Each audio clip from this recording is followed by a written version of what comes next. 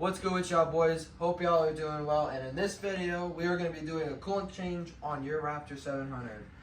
What you're going to need is you're going to need a bucket, like a good sized bucket. I'd get a funnel, get your coolant. I'm using Engine Ice ATV coolant. I've always ran Engine Ice. There's Engine Ice in this now, and this shit works great. I think it's like 25 bucks on Amazon for this.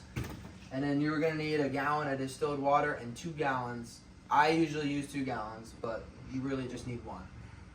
First, you're gonna take off this front fender piece and take the 2 bolts out.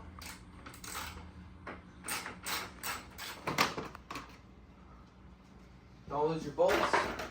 And then this is your radiator cap, so you don't have anything else to take off. Pop that open. Like so. Make sure your bike isn't hot. You don't have to warm it up or none. Make sure it's cool because this will spray all over the place. Like so. Now if you look in here, you can see it's a little cloudy. That's why we're going to wash it out. But yeah, be careful. It's topped off to the brim. Then you're going to take an 8mm socket. Come to the right side of the quad. You're going to unbolt this carefully.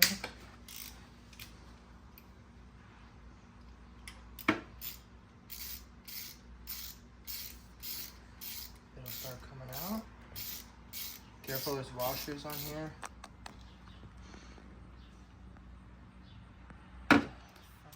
Alright, so normally this is your drain bolt, but I think it's clogged. So what we're going to do in the meantime, you don't have to do this, but I'm going to do this.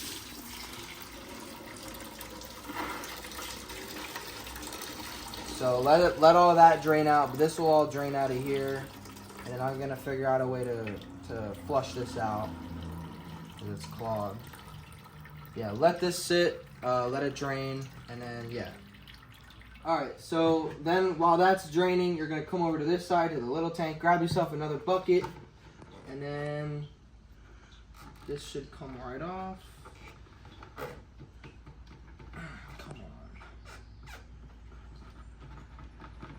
on. There it is. Let all that drain out, tip the line upside down, get all that out too.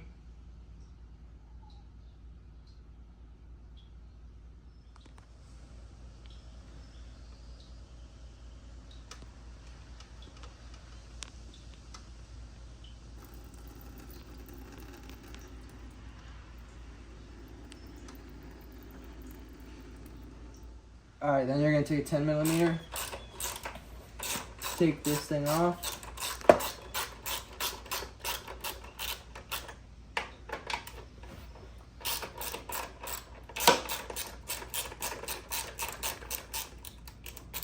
Alright, then when this is empty, you want to put this back on there. Make sure it's tight. Pop this cap off. Then you want to grab your distilled water in your funnel, and you wanna actually take this thing off, the top one off, so that it looks like this. Get your filter or your funnel, pour some in. Oops.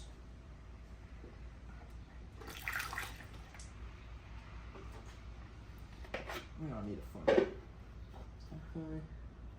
Fill it about halfway, and then put that black cap back on,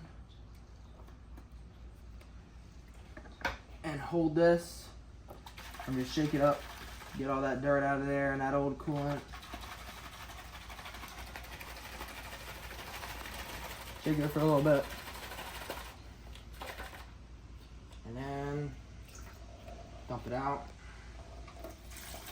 See how it's white. And then I'm gonna do it again just to really flush it all out. You don't have to do this, but I mean I would recommend because it won't hurt. But yeah. And then when you wash this one out, and when this is done draining, now like I said, mine's clogged, and I'm still gonna figure out how to do that to wash it out, and I still need to see if it's actually getting coolant. Pour this in here, and then it'll start dripping out over here, but obviously it won't for mine because it's clogged. Alright, like I said, yours is clogged too. Put it over here. And just flush this a couple times. You can really only do it once, but I am going to flush it a couple times just to get everything out, because why not? It's better be safe than sorry. So yeah, just flush this out a couple times. I'm gonna keep putting this back on so it'll flush this out. So yeah, I'll catch you guys in a minute. All right, so if you decide to flush everything twice or a couple times, I think I flushed it like 3 times. Make sure you put everything back in before you put new coolant in, obviously.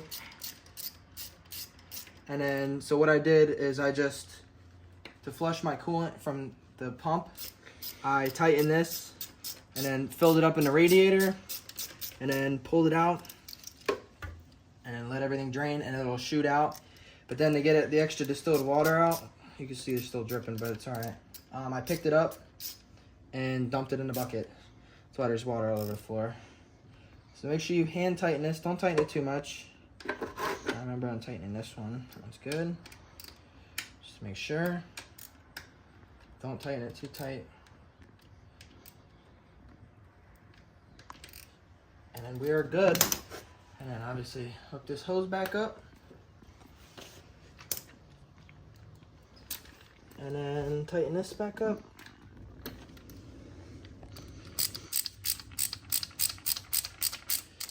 And then we're gonna work on the other side real quick. So give me 1 second. And then you come over here to your line again. There'll be a little bit more water. Just obviously drain all that out. And then plug everything back up. Make sure everything is tight except this one. And then we're gonna fill this with coolant, obviously to the fill line. So I'm gonna fill that and I'll be right back.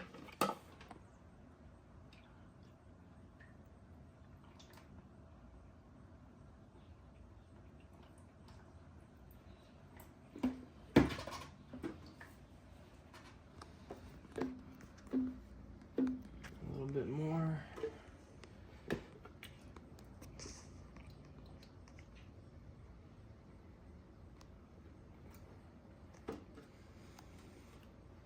It's a little over, but that's okay. Right at the fill line, and then put the cap back on first so you don't spill it. Put your line back on the top. Make sure everything's tight, check for leaks.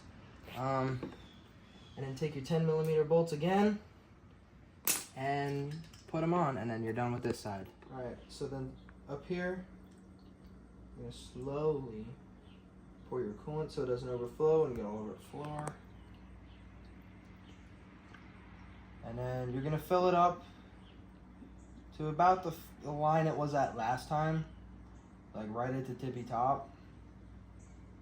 So yeah, I will catch you guys when it's back and I'll show you what it looks like, what it needs to be filled at. And then, so I accidentally filled this up a little too much here. I'll actually fill it up again, because I already did this.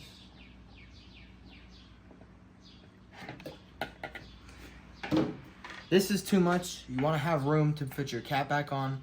And what I usually do, whenever I fill my coolant too much, or anything, or oil, take a paper towel, roll it up. Don't stick it in far. And then flip it. And it lowers it. Get another piece. But be careful, don't dip it on a lot. Just clean some of this up. And that's good. You have room to put your cap on. And yeah. So make sure you're checking for leaks. Make sure you're listening for leaks. That would suck. And then put your cap back on. Make sure it's on tight. Lift it up. Make sure it ain't going nowhere. And then when you are done pouring, you will have coolant left over. Keep this coolant in case the reservoir tank ever gets low or anything. You'll pop it off, fill it up. So keep this, but don't mix coolants. For example, then it comes in my oh crap kit. It's my toolbox that I always carry with me when I ride. It has everything the Raptor could possibly need. This is the coolant I ran before, engine ice, same stuff. As you can see, I had to fill it up a couple times, but you'll still have some left over. So this is gonna go in my new oh crap kit because you don't want to mix these. So this one, I guess you could probably just throw out, or you can keep it. And then when you want to dump all your coolant from the buckets, so come here, as you can see, all this, you just dump it in one bucket. I think you can take that to like Ace Hardware, or not Ace Hardware, Advanced Auto Parts, and they take it. Don't quote me, but find a place to dispose of this, and then you want to put your cover back on. Again, make sure your cap is tight, and put your cover back on. All right, and that's how you're gonna do a coolant change on a Raptor 700. I found out that mine does not have a drain plug. It never did. I asked my dad, and he said it never did. So just disconnect that hose. If it doesn't come out, then you probably don't have one. But I don't know if it's for the new one. This is 2006, so I don't really know. And then start the bike. I'm gonna let it circle through and everything, and then if everything seems good, you did your oil change correctly. Yeah. Again, I use engine ice coolant. It's the ATV UTV mix. Always runs great. I've always ran engine ice in this thing. It's my second time doing a coolant change on this. I probably should be doing it more, but it's okay. And yeah, I hope this video helped. And yeah, like I said, I do my coolant change every year at most. I'm gonna start doing it every year. I guess you don't really need to. It's up to you. However much you ride. I ride this a lot, so I'm gonna do it every year. But yeah, that's how you do a coolant change on your Raptor 700. I hope this helped, and ride safe.